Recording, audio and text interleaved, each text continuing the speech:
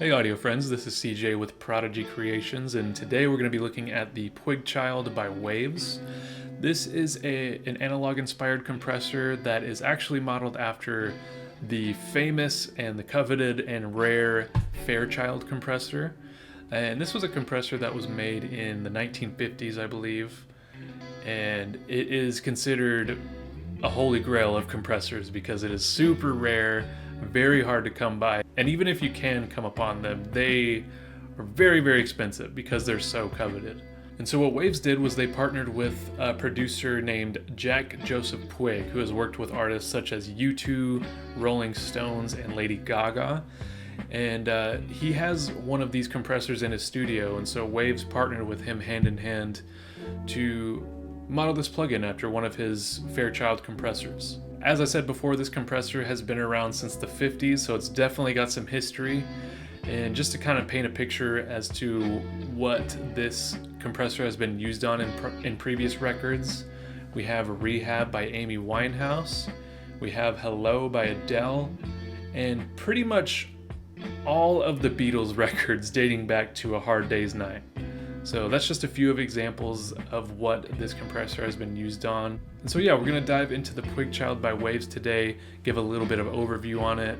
If at any point during the video you'd like to check out this plugin for yourself, I will provide a link down below in the video description to where you can check that out.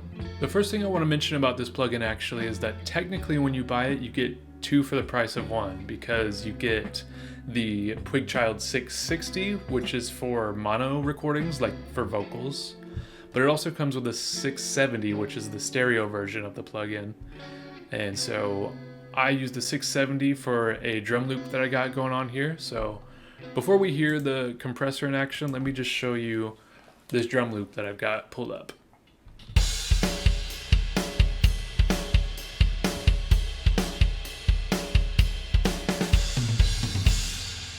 There you go, there's a simple drum loop that I've got. And but let's hear what it sounds like when I dragged in the PuigChild and did a few settings. Here we go.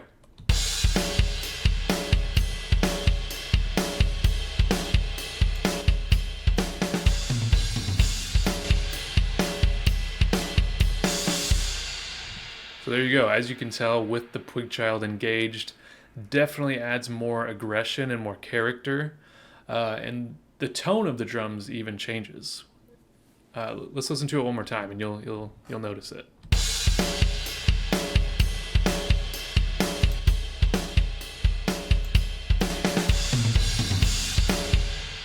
I really hear it in the snare drum for sure. It just really changes the character and the tone of it, definitely. And so, yeah, that's the benefit of analog plugins for sure, is that more than just reducing the dynamic range, which is typically what a compressor is used for. It still does that, but when you bring in analog characteristics, it totally changes the character. And I like what the PuigChild has to offer. So yeah, let's do a little review of this plugin. So let me just do a full reset. So when you drag in this plugin into whatever you use it on, it does have a standard setting of being set to 60 Hertz. There's also a 50 Hertz option, and all that's really doing is adding some sort of analog hum, because that's what the original Fairchild compressor did. Was it, had a little bit of power current, so you could hear a little bit of humming. I don't personally like this, so I turn it off usually, but feel free to do whatever you want when it comes to that. There are different compression settings. Again, I'm using the stereo version, the PuigChild 670. And right now it's set to the linked option. And that simply means that for both the left and the right speaker, whenever I adjust anything on the compressor, it will automatically do the same thing for both the left and the right. So when it's on linked, you don't have to worry about different settings going on. But you do, however, when you set it to the left-right option. As you can see, this grayed out area comes out, and you can, if you wanted to, actually compress the left channel and the right channel of your track separately. So that is an option. You also have this latticle vertical, I think that's what it is, option To be honest though, I don't really know what this does too much, but I will provide a screenshot of what it says in the manual in case you're interested in learning more about that. But for now, I'm just going to stick with the linked option. And so yeah, we got a full reset going on. So typically what I would do to start off with is I would start with the input gain. And this is going to determine how much signal is being fed into the compressor. And there's really no right or wrong answer as to where you should set it. So I just go based off of my ears, and obviously I can always return to it and adjust it if I want to. So let's just start with that. Let's start with the input gain.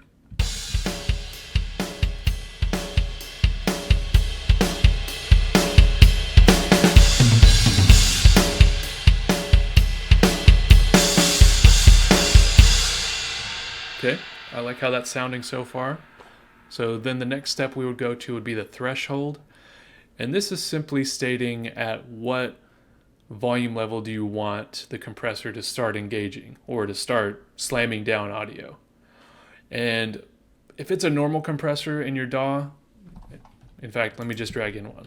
So if it's a typical compressor that's already in your DAW, your threshold you can see down here, you can actually set it to a certain decibel measurement, and that's usually what most compressors do, but analog inspired plugins are a little bit different. As you can see, it's just 1 through 10. There's not really a specified decibel measurement. So again, this is just something I use based off of my ears, what I think sounds good. So let's go back into that.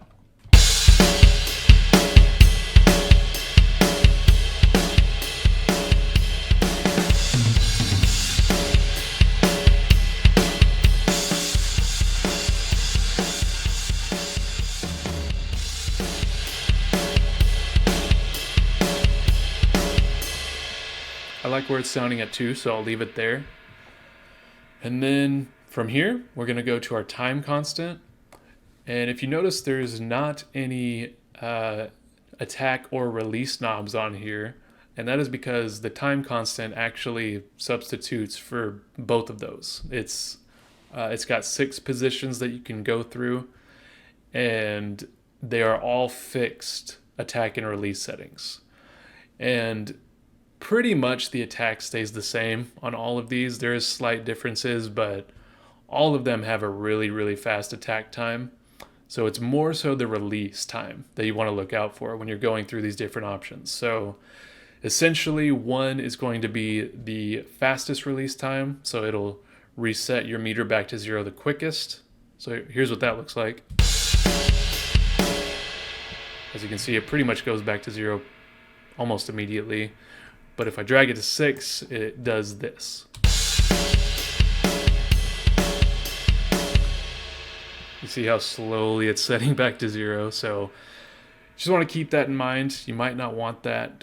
But obviously there is 6 different options to choose from. So let's just go through all of them and see what they do. See which one works best.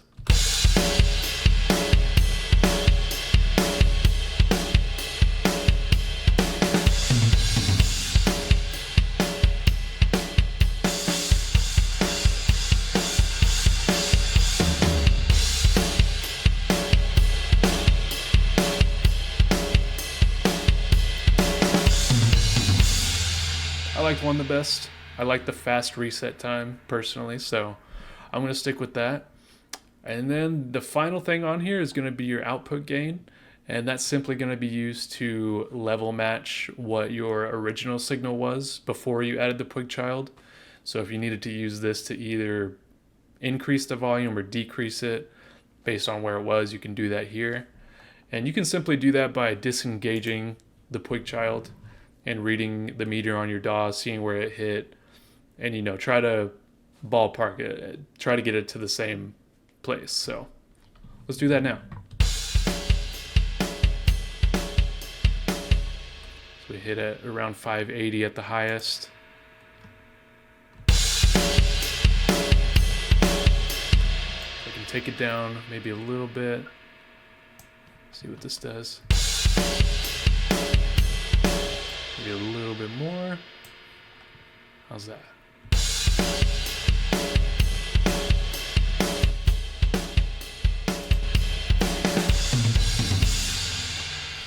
not perfect, but it's close enough to me. My personal philosophy is that it's always better to gain a little bit of volume than it is to lose volume. So really when it comes down to it, it's just all about your ears.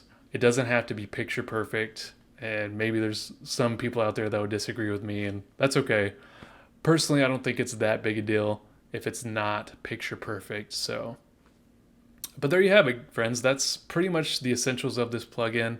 It's actually really easy to use, but yeah, that's a quick demo and little tutorial on how to use the PuigChild by Waves. Again, if you're interested in checking out this plugin by yourself, I have provided a direct link to it in the video description. It is an affiliate link, and simply by clicking on it, you will be supporting this channel in a big way, and you'll allow me to continue to create free content for you. So thank you to everybody willing to do that.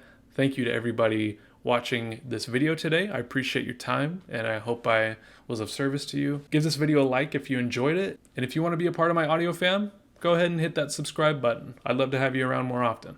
But with that being said, guys, this is CJ from Prodigy Creations. Thank you again for watching. I'll see you in the next one.